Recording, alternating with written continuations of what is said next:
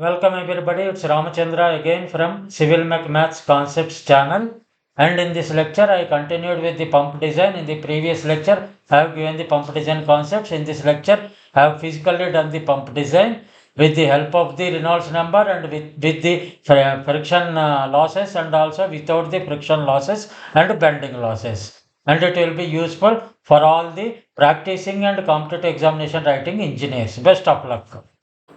Welcome everybody, it's Ramchandra from CIVIL-MECH-MATHS Concepts. CIVIL-MECH-MATHS Concepts.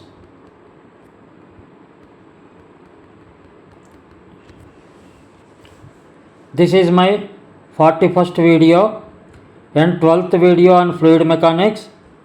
For the last 3 videos I have been giving some concepts on how to solve the numericals, and I solved 2 numericals also, and in the third lecture I have given the concepts, a thoughtful process how to design the pumps. Now the pump design, in this lecture I am taking up one simple pump design without considering any losses. I will also explain what happens if we consider the losses. Now we will move on to the lecture. It's Ramachandra from CIVIL-MECH-MATHS Concepts. Welcome again. In this, one small reservoir is there, or you can take a small tank or an underground reservoir at the point A, and another reservoir at a height at the point B. Pump is sucking the product from the depth of 10 meters, and pump is throwing the product horizontally for a distance of half a kilometer, that is 500 meters, and then again the same pump is throwing the product or fluid or water to a height of 30 meters, and then the water is flowing for a distance of 150 meters and coming down to 20 meters. Now the question comes, what about this 20 meters head? That was the conceptual question which I have asked in the last video. Please see my last video to get an idea about it. The pump requires power, and any work which is done, pump requires energy to run, there will be energy expense. There will be energy expense from A to the pump height. That is about for 10 meters there is energy expense.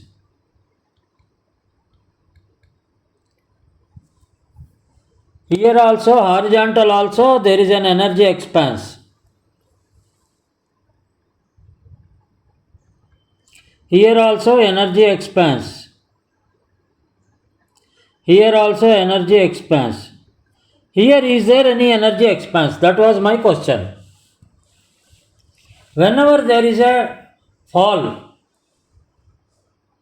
there is no energy required. It will hit the walls here and it will fall down. Water will fall down. Hence, this head is not required to be taken into calculations for power requirement.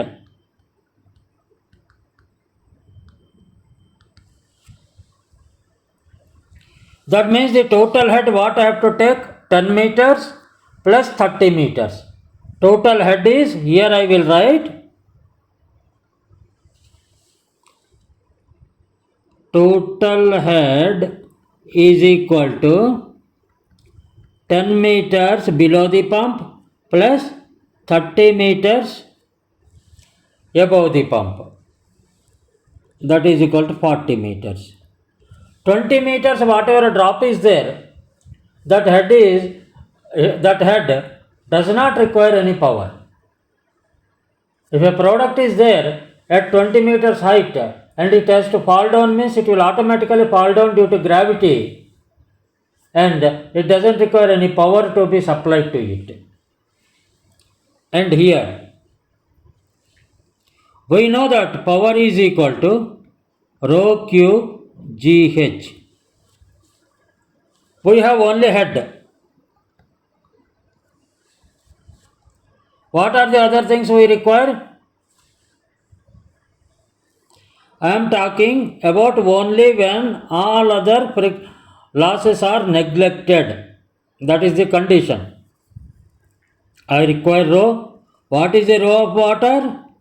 1000 kg per cubic meter. When you do numericals, automatically you will by heart the value. And I require a Q. Q, let me say, I am going to give you in this example 0.001 cubic meter per second. What is the value of G? 9.81 meters per second square. What is the value of H? H we have already found. Now, what is the power required? When all the losses are neglected. Please remember, when all the losses are neglected, this rho Q GH is valid. That means 1000 into 0.001 into 9.81 into 40. Please do the calculation.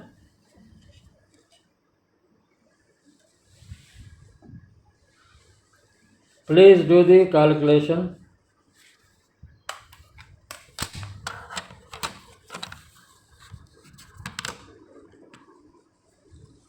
Thousand into 0.001 into 9.81 into 40. 392.4. What are the units? These are the units in watts. Everything is in SI units. Please remember this, SI units. Now, this is the power required, and in mechanical systems, there cannot be 100% efficiency.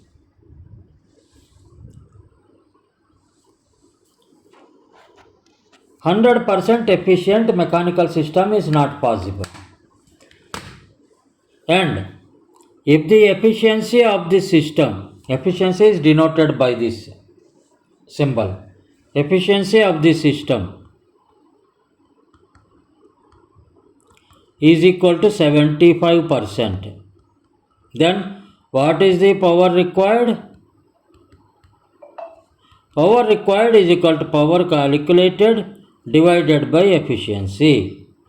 That is equal to 392.4 divided by 0.75. That is equal to 523.2 watts. This can be written as 0.5232 kilowatts. And this can be written as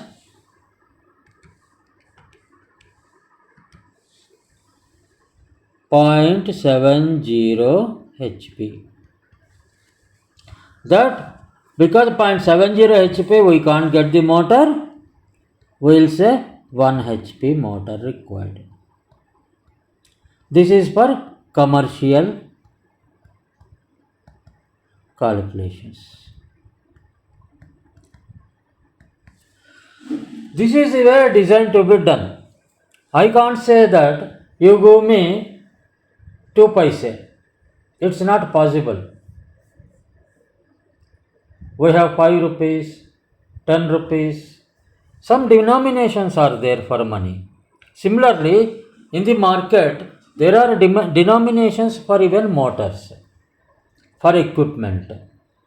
This is a denomination 0.5 HP, 0.25 HP, 1 HP, 1.5 HP. To be on a higher side, we have taken 1 HP motor. If 0.75 HP is there, you can very well take. But minimum should be 0.70 HP. That is the power required for calculation purpose. It is for commercial market sizing purpose. This is the answer. Because in the examination, any kind of question can be asked. They cannot say that you design it and give the power value. They can say commercially in the market what type of and what size of motor will be available nearest to this value. That also you should be able to know. With the efficiency of 75%, this is what. Now, let's move on to the question, our main question.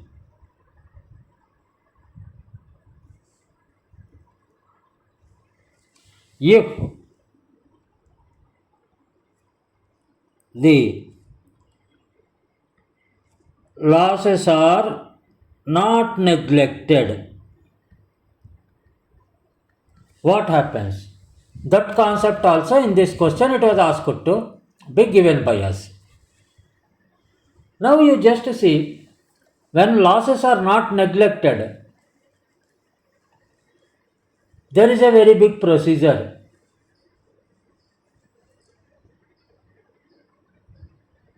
Where we are supposed to know the velocity. For knowing the velocity, we require cross-sectional area. You see how we are developing. Let us say, that means the data which was previously given, that is not sufficient. We require velocity. Let us say velocity of flow to be calculated for finding different losses.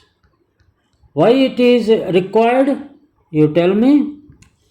Because for frictional loss, I have already told you, FLV square by 2GD. This is the formula. In the last lecture, I have told you. Here, V is required. V is equal to velocity in meters per second. D is equal to diameter of pipe in meters per diameter in meters, sorry, that is in meters.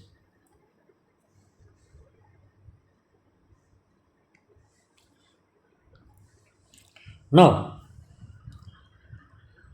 we know Q 0.001 cubic meter per second. We know from the continuity equation which I have explained you in the last class. From continuity equation or conservation of mass,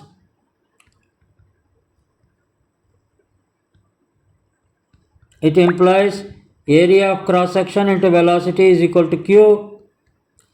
That implies what is area of cross section if diameter is known? Pi by 4 d square into velocity is equal to Q. Here let us say velocity is equal to not known, unknown. Let us say diameter of the pipe, we can measure it, we know it.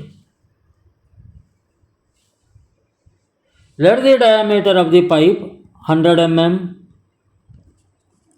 Then what is the area of cross section? Pi by 4 into 0.10 whole square, because 100 mm is equal to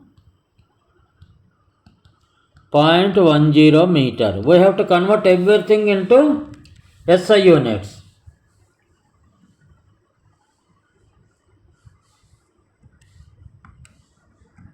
Pi by 4 into, what is the value?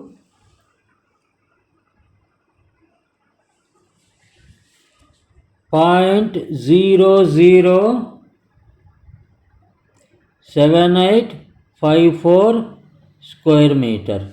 This is the area. Pi value you should know, 22 by 7. D is known, and we can easily find out pi by 4 d square. Pi by 4 value, please remember, pi by 4 is equal to, it is very useful even for examination point of view also, because usually pi by 4 only mainly uses for calculating the area. Pi by 4 is equal to this much, and multiply with 0.1 square. It doesn't require a calculator to find out. Now area is known. Then can we find the velocity? Velocity is equal to Q by A. Q is given 0.001. Pi by 4 is given 0.007854. This is approximately equal to 0.1274 meters per second.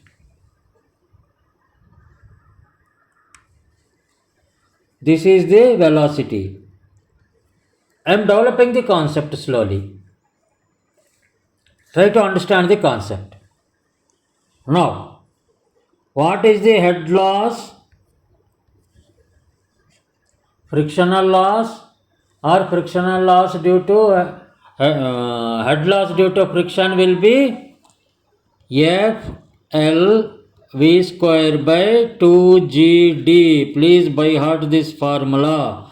Very important formula for your day-to-day working also when you are a working professional. Here F is equal to friction factor.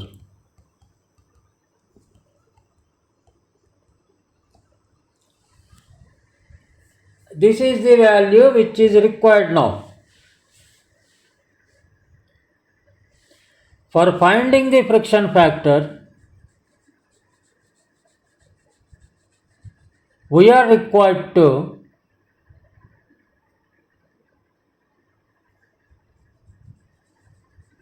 check whether the flow is laminar or turbulent.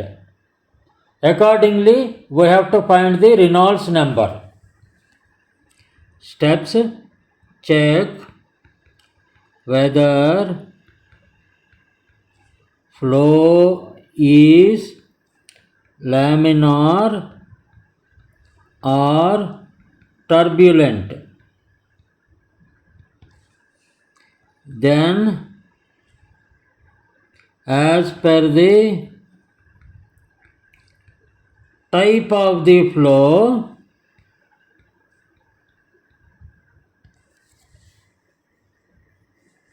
use friction factor formula.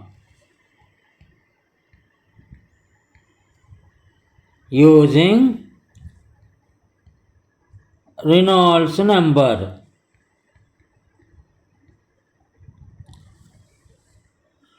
How Reynolds number, laminar and turbulent, how it can be found out?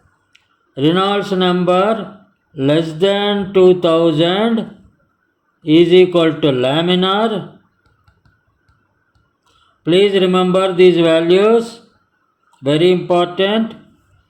Reynolds number greater than 2000 is equal to turbulent, or B, when we are very specific, we can say 2000 less than Reynolds number less than 4000 is equal to transition. If you want to be very specific,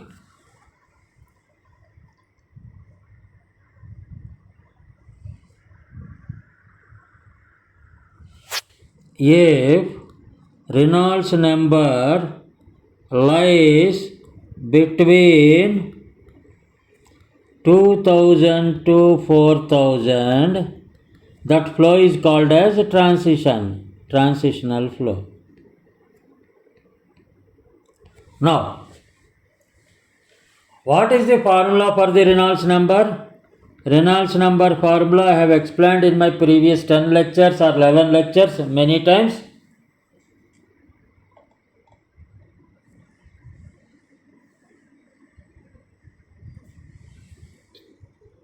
Rho V D by mu, that can also be written as V D by nu. This is very important formula you have to remember.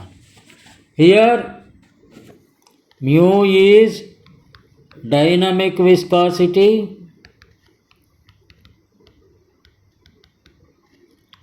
nu is kinematic viscosity. I have told you once repeatedly in my previous classes that you have to remember the value of dynamic or kinematic viscosity of some important fluids. Water is one of the very important fluid. I think you might have remembered the value of dynamic viscosity of water, and I have asked you to tabulate at least for 10 fluids the dynamic viscosity and kinematic viscosity at laboratory temperatures of 20 degrees centigrade.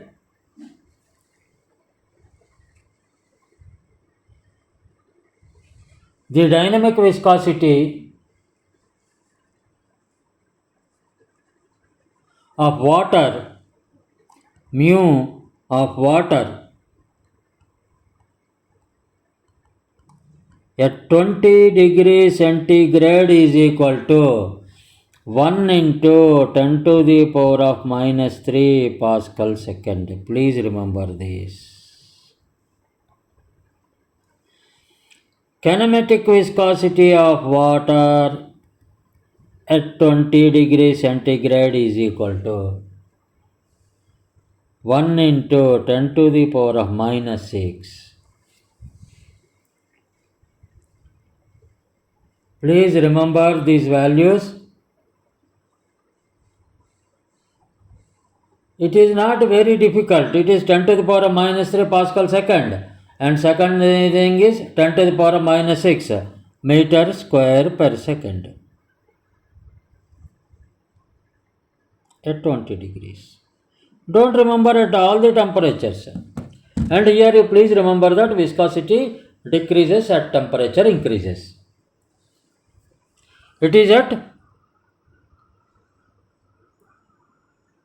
temperature is 20 degrees centigrade, or in Kelvin it is 293 Kelvin. Because Kelvin it is 273 plus 20. Now, we have got all the values to know the Reynolds number. Now you tell me what is the Reynolds number. V D by nu. What is V? 0.1274. What is D? Is 100 mm, that is 0.1 meter, everything in SI units. What is nu? 1 into 10 to the power of minus 6.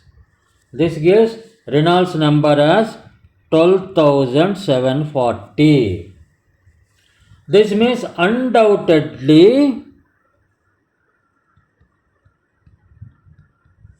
flow is equal to turbulent. The flow in the pipe is turbulent. It's not laminar. You just see how many points we have discussed. We have got. Because RE is greater than 2000, or we can also say is greater than 4000. Because 2000 to 4000 is transition. Now tell me, I have got the Reynolds number with me, and flow type is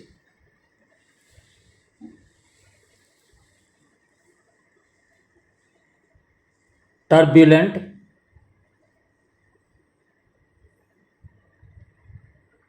Then what will be my friction factor? There are many formulae. The most famous formula is Colebrook equation. If it is asked in the examination as a objective question, Colebrook equation, most famous,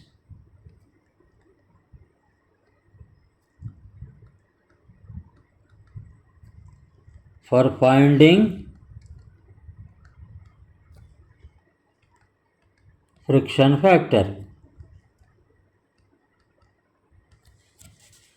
Here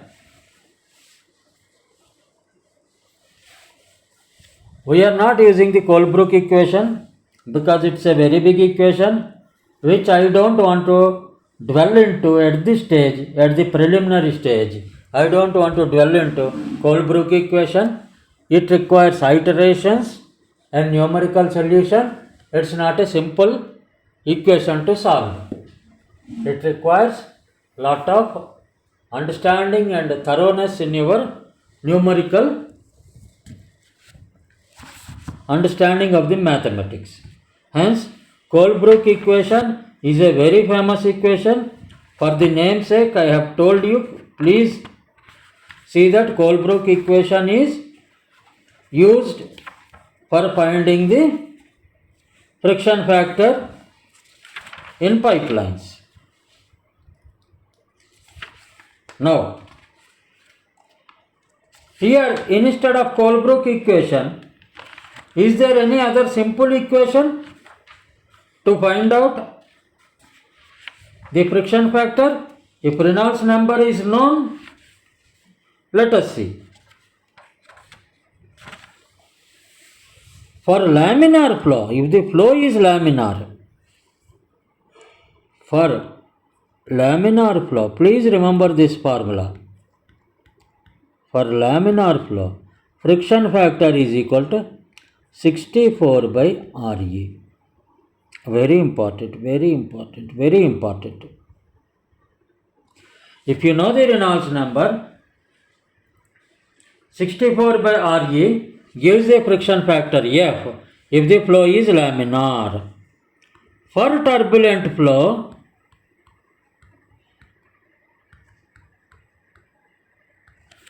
there is no one single formula.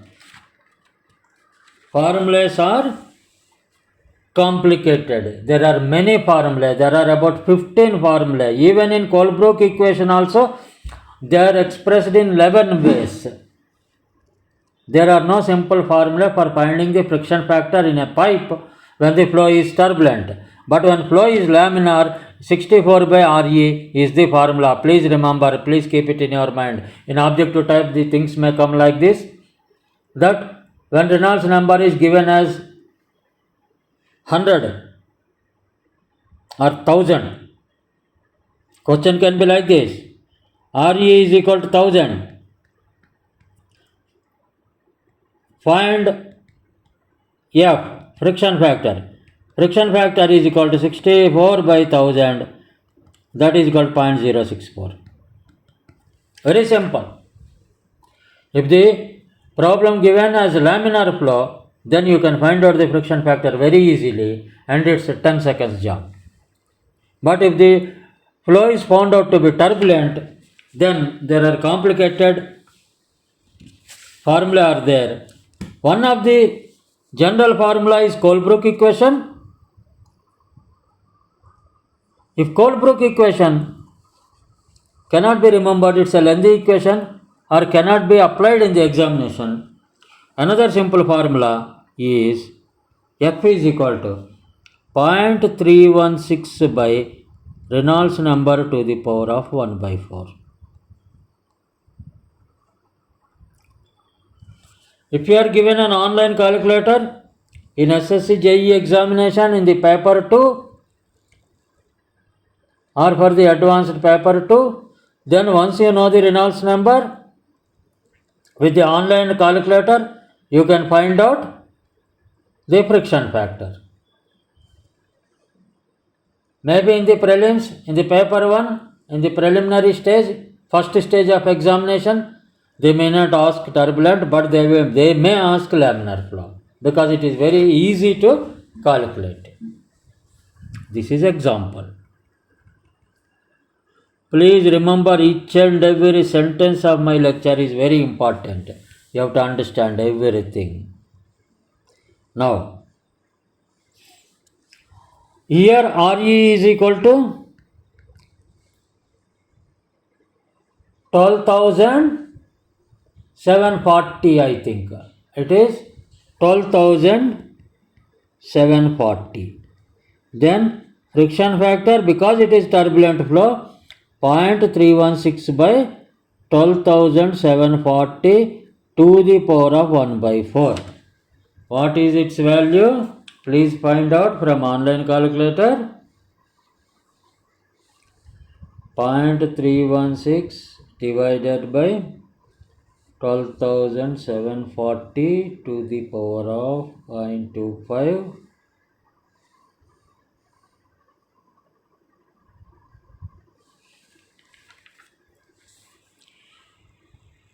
0.030. My answer for the friction factor is equal to 0.030. Then, what is Darcy-Weber equation?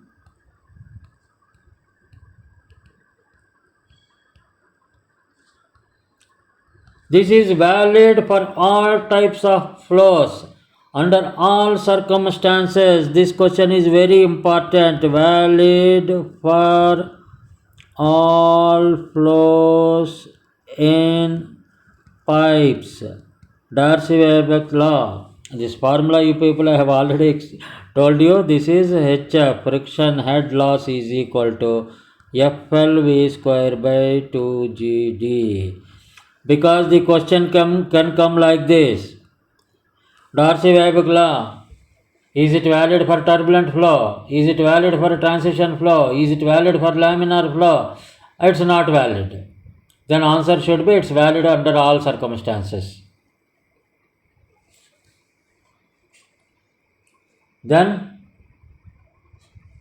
this friction calculations, friction head loss will be where?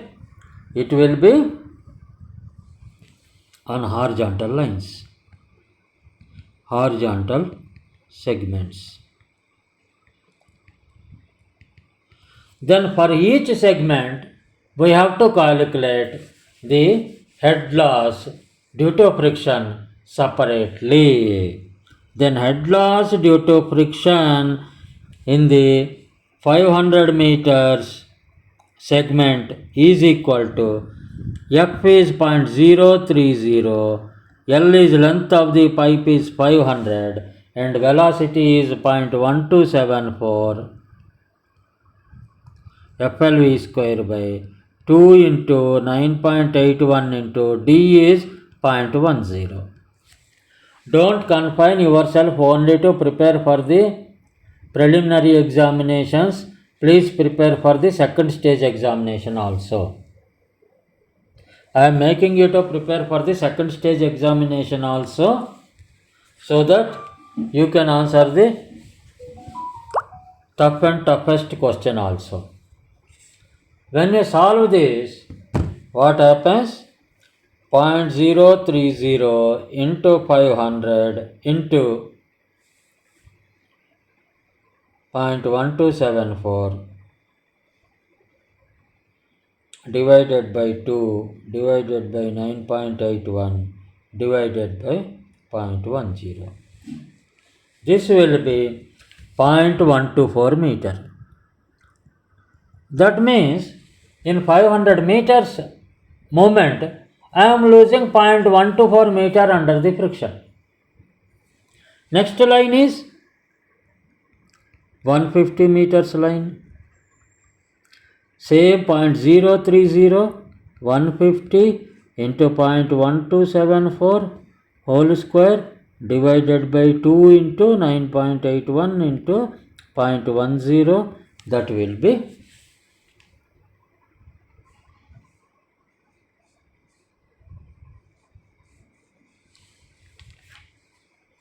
0.037.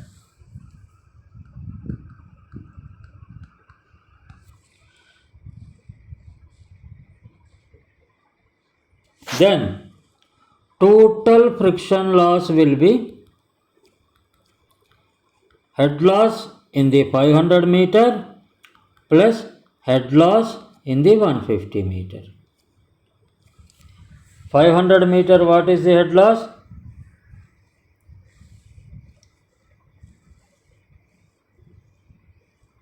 .124 and it is 0.037.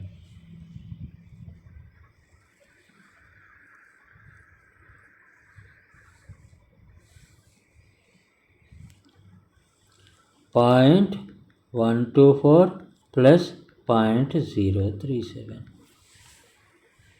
0.124 plus 0.037, that will be 0.161 meters is the total head loss due to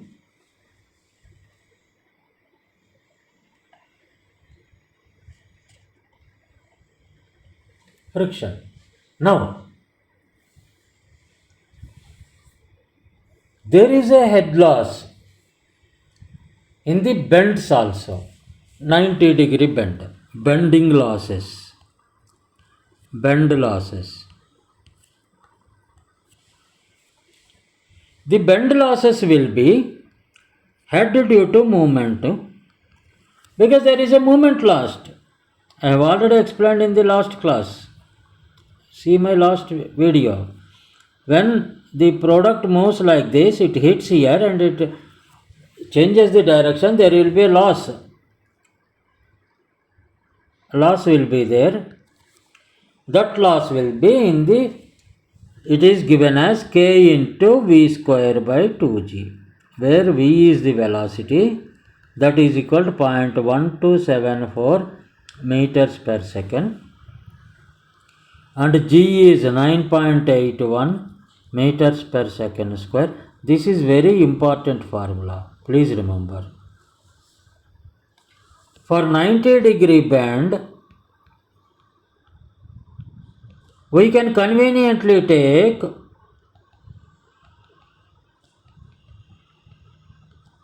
k is equal to 0.90. In the standard books, k value for different types of bends it is given. You can take those values. Here I am taking 0.90.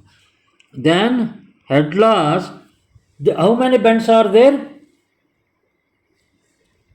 N is equal to number of bends. How many bends are there? There are 2 bends and k is 0.90, and what is v square by 2g is the kinetic head. V square by 2g is the kinetic head. V square by 2g is called as kinetic head. Why it is called as kinetic head? Kinetic energy, from our basic high school and higher secondary school studies, we have found out that we learned half mv square is equal to kinetic energy. Then kinetic head per kilogram is equal to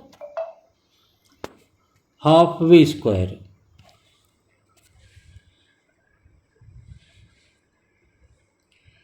And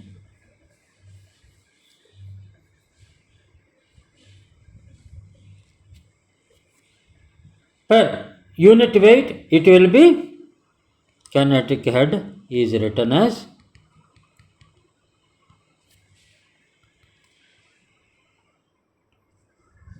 half v square by g per unit head weight, per unit weight. Here it is mass, here it is weight. Per unit weight, half into v square by g. That means v square by 2g. Then head is equal to 2 into 0.90 into v square by 2g. V is 0.1274 whole square by 2 into 9.81. This you can easily calculate. This will be 2 into 0.9 into 0.1274 divided by 2 divided by 9.81. That will be approximately 0.0015 meter.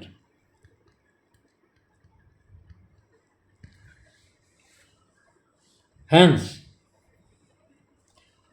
total head loss is equal to total frictional loss plus total bending losses. But we have not here considered other losses like what you call, we can even say there can be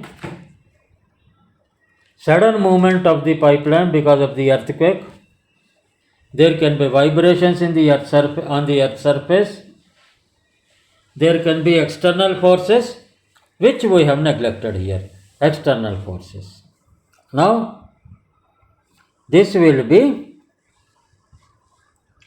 0.161 plus 0.0015, that is equal to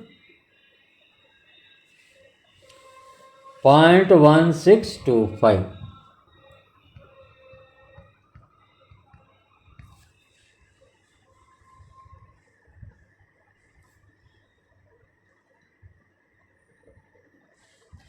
This kinetic head, this can be treated as minor loss. I will talk about minor losses, major losses. Usually for brevity you can say friction losses or major losses. These are major losses. In objective type there can be, in preliminaries there can be a question, which of the following is a major loss? And losses due to bending of pipe. There are other losses also due to sudden open, sudden closure, walls. That when we discuss about the details about the fluid flow through pipes, we will discuss. It is only preliminary. This is minor loss. There can be an objective type question. Major losses and minor losses. And total losses is how much? 0.1625. That means head loss is equal to 0.1625 meter. Then what is the head required? Head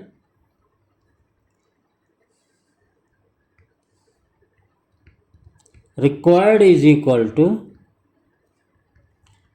head available, head present we can say, to be lifted plus head loss. That is equal to 40 meters plus 0.1625. That is 40.1625 meter.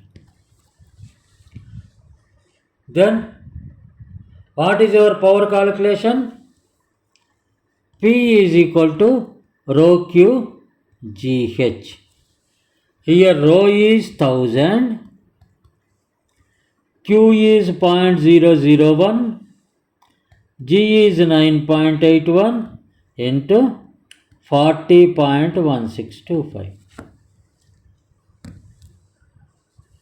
Just imagine 1000 into 0.001 into 9.81 into 40.1625. This is 393 watts. If efficiency is equal to 0.75 or 75%, then P required is equal to P calculated by efficiency.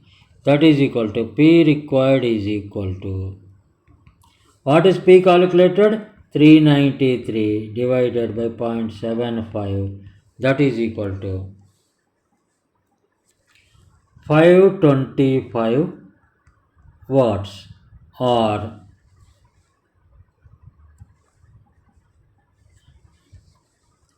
0.705 HP, or it can be 1 HP when rounded off. That means if you see the whole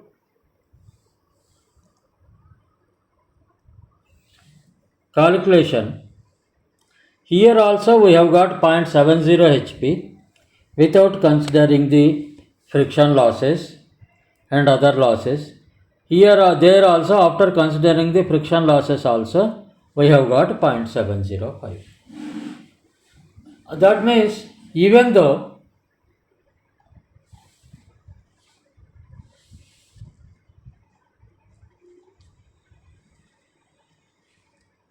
there is not much difference in the final power requirement for pumping this, because it's a simple design. There can be designs, the pipes running into 10 kilometers, 20 kilometers, sometimes hundreds of kilometers cross country pipelines, which definitely require lot of losses to be taken into consideration before finalizing the pump requirement. It's only what we have done is only a simple calculation where it is for a simple apartment, a big apartment. It has got a groundwater at 10 meters below, and the apartment is at a distance of 500 meters from it, and apartment height is only 30 meters. Very simple. Water is available at 10 meters depth only. It is only 40 meters head.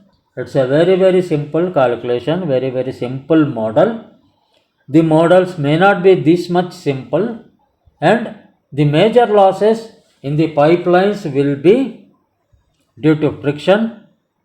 Minor losses in the pipelines will be the sudden closure, sudden expansion, sudden contraction, the number of valves, gate valves, globe valves, and also this what you call number of bends in the pipeline. When we deal in pipeline losses in detail, then definitely we'll discuss all those things. Now, for the benefit of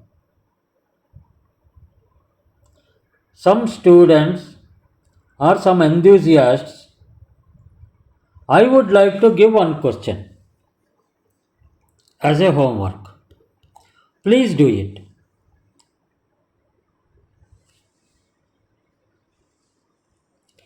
You might have seen in many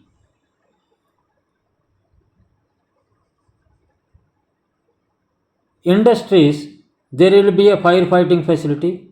Even you might have seen, even our firefighting department, they may have.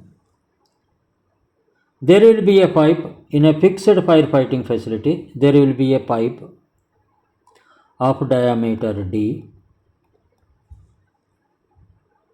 The system, only a typical system I am explaining, and it is entry. Water is entering at a diameter D pipe and exiting with a nozzle. It is a nozzle exiting from nozzle of a diameter small d, capital D and small d.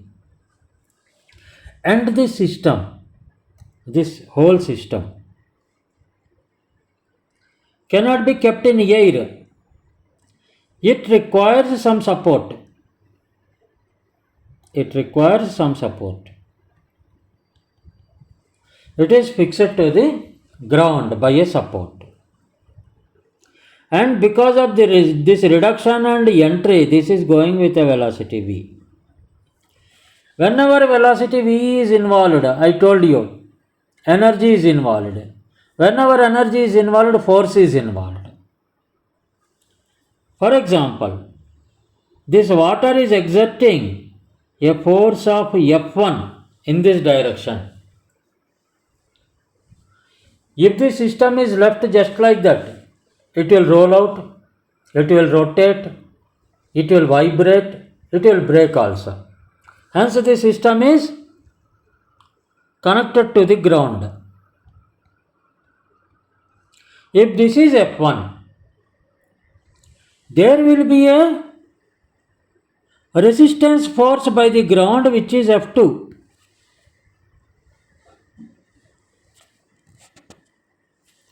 Please find formula for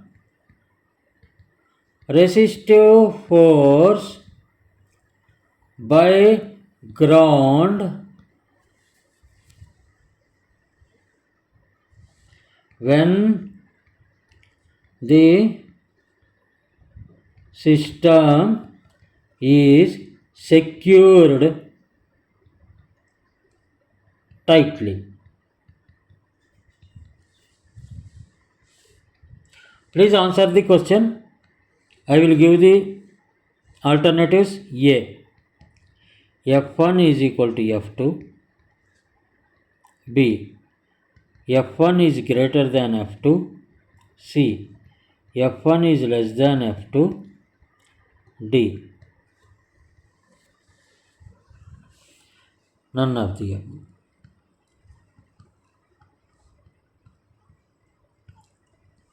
This is a thought-provoking MCQ. Please do it. Don't leave it just like that. With this, I want to conclude today's session. Best of luck to everybody. It's Ramchandra again from CIVIL-MECH-MATHS Concepts. My channel is CIVIL-MECH-MATHS Concepts.